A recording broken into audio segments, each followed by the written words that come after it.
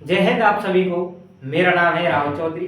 जैसा कि हम अग्निवीर के लिए मैथ बेस्ट पीवाईक्यू क्वेश्चंस की सीरीज चला रहे हैं, उसी कड़ी को आगे बढ़ाते हुए आज हम शिफ्ट नंबर 1 किसकी 1 जुलाई 2025 की शिफ्ट 1 का सॉल्यूशन कराएंगे।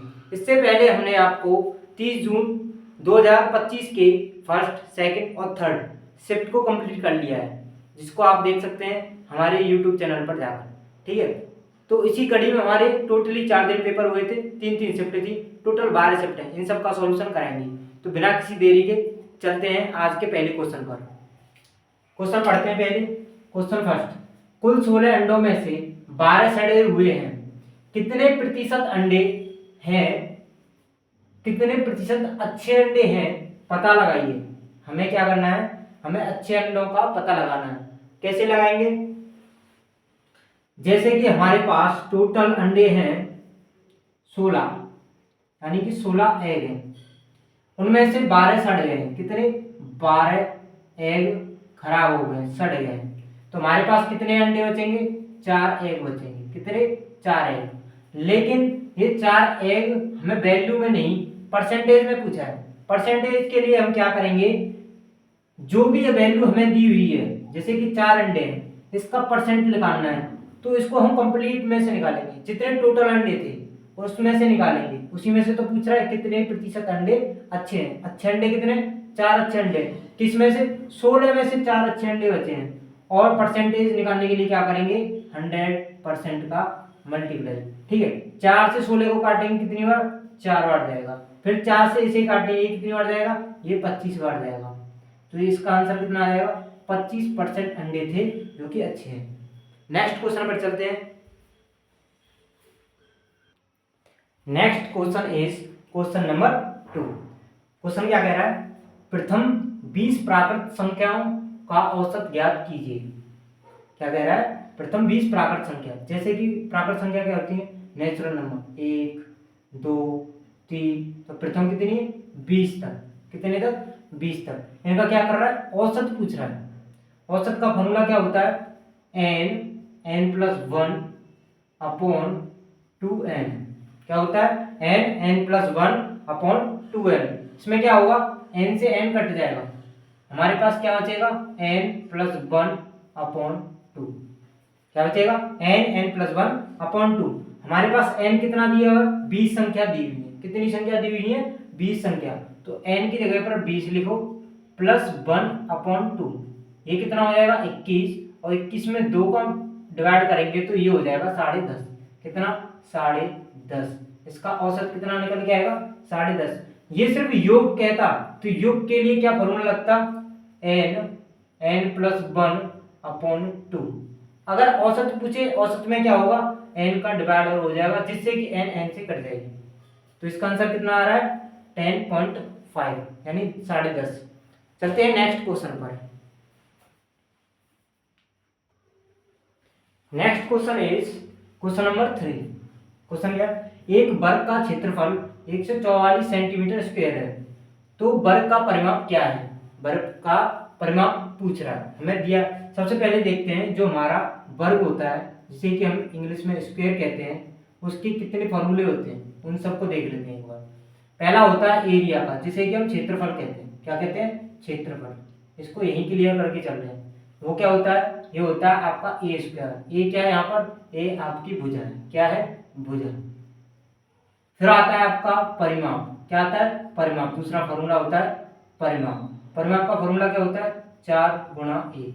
ए की तो आपको बता दिया है मैंने, ये क्या होता है, आपकी भुजा होती है। फिर एक और होता है डायगोनल, जिसे कि हम कहते हैं विकर्ण। क्या कहते हैं, विकर्ण। विकर्ण, जिसका फॉर्मूला क्या होता है, √2a। ठीक है, हमें क्वेश्चन में क्या दिया हुआ है, हमें क्षेत्रफल दिया हुआ है। क्या दिया हुआ है, ए स्क्वायर दिया है, जिसकी वैल्यू कितनी है, 144। यदि हम इस पर अंडर रूट लगा लें तो हमारा ए का मान निकल के आ जाएगा कितना, 12, जो कि 144 का क्या होता है, स्क्वायर होता है। ठीक है, हमें पूछा गया है परिमाप, जिसे हम पेरीमीटर कहते हैं इंग्लिश में, पेरीमीटर, जो कि हमें होता है, हमारा फॉर्मूला होता है 4a। हमारे पास ए कितना है, 12, और 4 से उसका गुणा कर देंगे तो कितना आंसर निकल के आ जाएगा, 48। सेंटीमीटर। ठीक है, ये इसका फॉर्मूला होते हैं 1 2 3, 3 फॉर्मूले होते हैं बस। आगे से कोई वर्ग का क्वेश्चन आए तो बस ये 3 फॉर्मूला आपको पता होंगे, इनमें से कोई चीज दी होगी कोई नहीं, बस ये पुटअप करना है और निकालना है। चलते हैं नेक्स्ट क्वेश्चन पर, बहुत ही सिंपली वे में समझाया जा रहा है आपको। Next question is question number 4, किसका है, साधारण ब्याज का है। क्वेश्चन क्या है, 100 रुपए की मूल राशि 1 वर्ष के लिए 10% की ब्याज दर पर निवेश की जाती है, साधारण ब्याज क्या है। हमें क्या पूछा है, एसआई पूछा है। एसआई का फॉर्मूला क्या होता है, एसआई बराबर P into R into T बटे 100 यानी कि 100। तो क्या है, हमें एसआई निकालना है, पी की जगह पी पुटअप कर दो, यानी कि मूल राशि क्या हमारी 100 रुपये, रेट हमें कितना दिया यानी कि ब्याज दर 10%, ठीक है, गुणा समय कितना है 1, डिवाइड कर देंगे 100 का, ये इससे कट जाएगा, आंसर कितना आ जाएगा 10 रुपये। कितना आ जाएगा 10 रुपये आ जाएगा, यानी कि साधारण ब्याज कितनी है 10 रुपये। चलते हैं नेक्स्ट क्वेश्चन की। आज का नेक्स्ट क्वेश्चन और लास्ट क्वेश्चन, क्वेश्चन नंबर 5।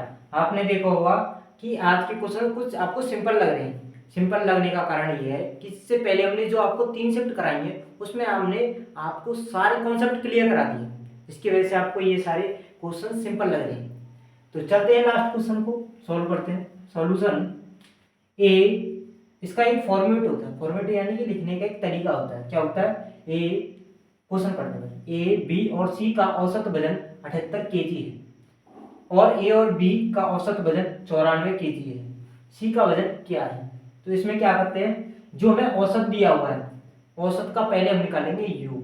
कैसे, योग क्या होता है, जैसे कि हमने आपको बताया था एवरेज का फॉर्मूला होता है, यानी कि औसत का फॉर्मूला होता है कुल संख्याओं का योग, कुल संख्याओं का योग बटे संख्या, जितनी भी संख्या।